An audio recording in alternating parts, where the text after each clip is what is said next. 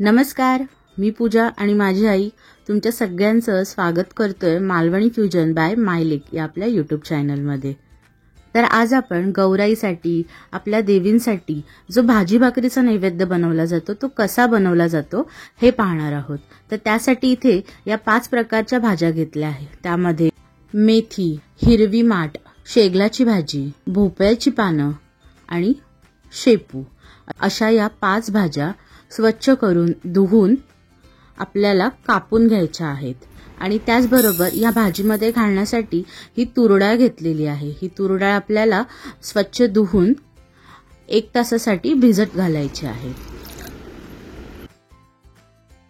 आता आपण ही भाजी कशी बनवायची ते पाहूया। तर इथे कढईमध्ये 2 चमचे तेल गरम करून घेतले। तेल गरम झालं की त्यामध्ये ही लसूण फोडणीला घालून घेतली।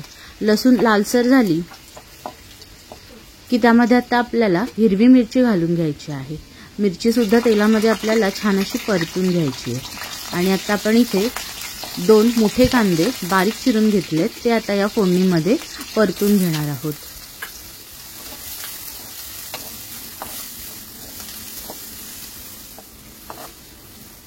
कांदा आपल्याला अगदी मऊसूत असा शिजवून घ्यायचा आहे।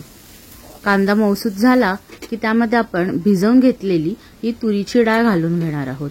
तुरीची डाळ सुद्धा आपल्याला या फोडणीमध्ये एकदा छान अशी परतून घ्यायची आहे। आणि त्यानंतर या चिरून घेतलेल्या ज्या आपल्या 5 भाज्या आहेत त्या एकत्रित केलेल्या 5 भाज्या आपण या फोडणीमध्ये घालून घेणार आहोत। भाज्या घालून आपण त्याच्यावरती झाकण ठेवून एक 5 मिनिटाची वाफ काढणार आहोत।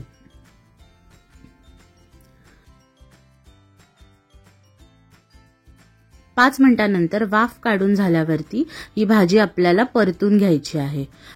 वाफ काढून भाजी परतली की ती छान अशी एकजीव होते। भाजी एकजीव करून झाली की त्यामध्ये चवीप्रमाणे मीठ घालून घेणार आहोत। मीठ थोडं हातचं राखूनच घालायचं आहे। पालेभाज्या आहेत थोड्या आळतात, त्यामुळे हातचं राखूनच आपल्याला मीठ घालायचं आहे। मीठ घालून परत एकदा ही भाजी एकजीव करून घेतली आहे। आणि आता ह्याच्यावरती झाकण ठेवून झाकणावरती थोडंसं पाणी घालून ही भाजी आपल्याला 5 ते 10 मिनिटांसाठी वाफवून घ्यायची आहे।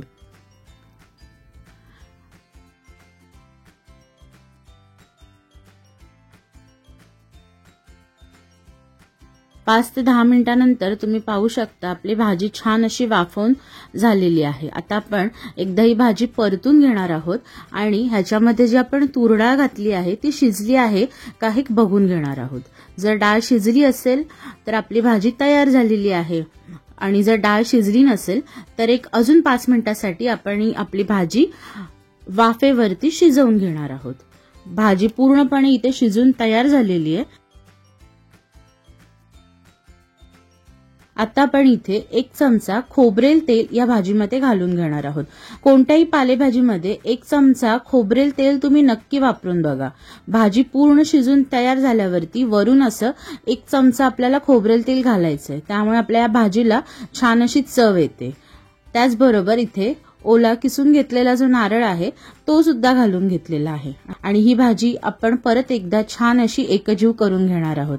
आणि मग तयार आहे आपली ही देवीच्या नैवेद्यासाठी बनवली जाणारी मिक्स पानांची भाजी। आता आपण या भाजी बरोबर जी भाकरी बनवली जाते ती सुद्धा बघणार आहोत। ही भाकरी कशी बनवायची याचा पूर्ण व्हिडिओ आपल्या यूट्यूब चॅनलवरती आहे, तर त्या व्हिडिओची लिंक सुद्धा मी तुम्हाला इथे देणार आहे, तर तो व्हिडिओ सुद्धा तुम्ही नक्की आवर्जून पहा। तर अशा प्रकारे देवीच्या नैवेद्यासाठी लागणारी ही भाजी भाकरी बनवून तयार झाली आहे। तर ही भाजी भाकरी तुम्ही सुद्धा नक्की बनवून बघा। आणि जर आजचा व्हिडिओ जर आवडला असेल तर आपल्या आजच्या या व्हिडिओला नक्की लाईक करा। तुमच्या मित्रपरिवारासोबत हा व्हिडिओ नक्की शेअर करा। तुमच्या प्रतिक्रिया कमेंटद्वारे आम्हाला नक्की कळवा। आणि हो, आपल्या चॅनलवरती जर नवीन असाल तर आपल्या चॅनलला नक्की सबस्क्राईब करा। चला तर मग परत भेटूया अशाच एका नवीन व्हिडिओ सोबत। तोपर्यंत धन्यवाद।